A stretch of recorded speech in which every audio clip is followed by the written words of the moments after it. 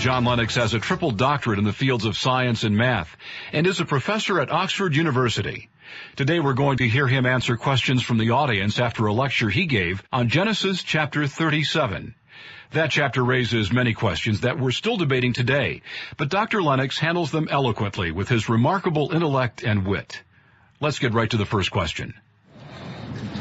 You touched on this a little bit this morning, but it's about God's sovereignty versus humans' free will. Yes. And I'm in a dialogue with an atheist, and he's a brilliant guy, really is. And I have my own ways of responding to him, but I want to know what you would say if he says that how can God be sovereign over everything if he's an all-powerful God, and also not have given us a deterministic, how does God give us free will and not be all-powerful?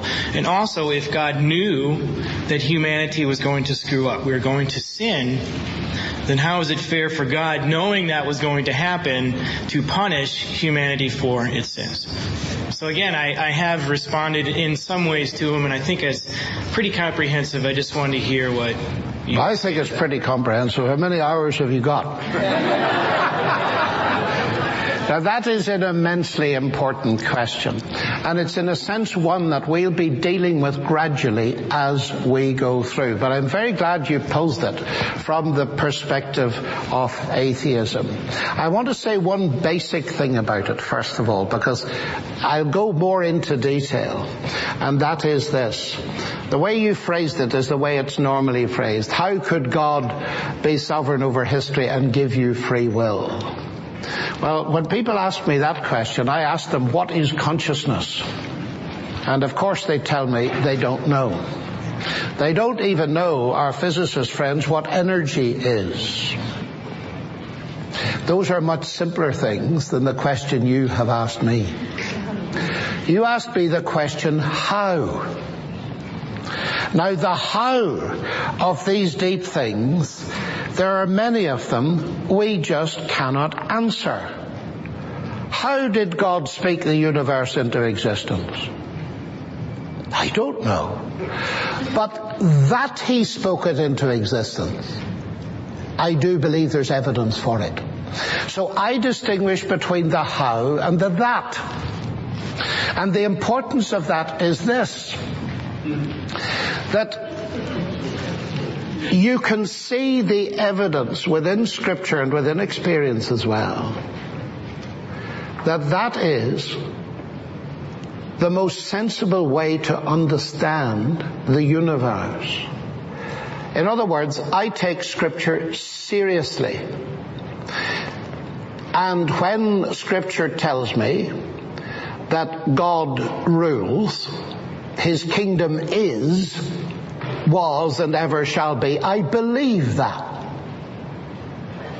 When I hear the Son of God stand on earth and say to Jerusalem, how often I would have gathered you under my wings and you wouldn't, I believe that too. That we have a real capacity to say either yes or no to God. How that works, I don't know. Let me illustrate that for you, because you might just find this useful. And stop me if I've said this yesterday, but I don't think I did. I did say it recently somewhere. I'm getting old. You have to forgive me. But I was asked at a big lecture I gave to about 500 physicists, very senior physicists in England. A man came up to me afterwards and said, you know, that was a very interesting talk on science and religion, but I perceive that you are a Christian. I said, you're very sharp. And he said, but look, he said, you know, as a Christian, you're obliged to believe that Jesus is the Son of God. I said, that's right. He said, explain to me how that can be. And I said, well, very easily, but as a quid pro quo, I'll ask you a question.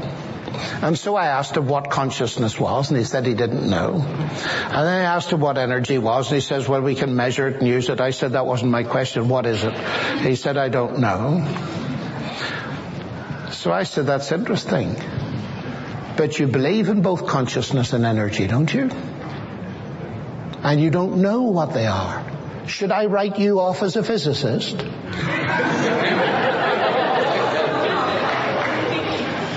And he said, please don't. But I said, you were going to write me off 5 minutes ago, because I couldn't explain to you how Jesus could be God and man at the same time.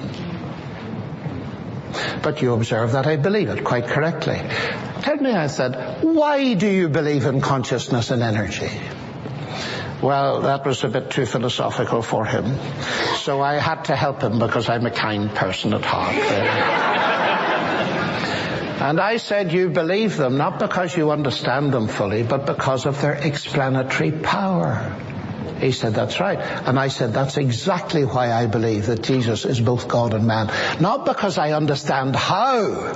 If we don't understand the nature of energy, how could we possibly understand the nature of God? But I believe it because there's evidence that it's true. Just as I believe that light is both waves and particles, however difficult I find that to get together. And you can see the relevance to your question. It's one of those questions where people, because they can't integrate it intellectually, tend to push to one side or the other. It seems to me that Scripture teaches both things, and that these stories that we're looking at are an unpacking of how it works, so that we can see how it relates to our lives.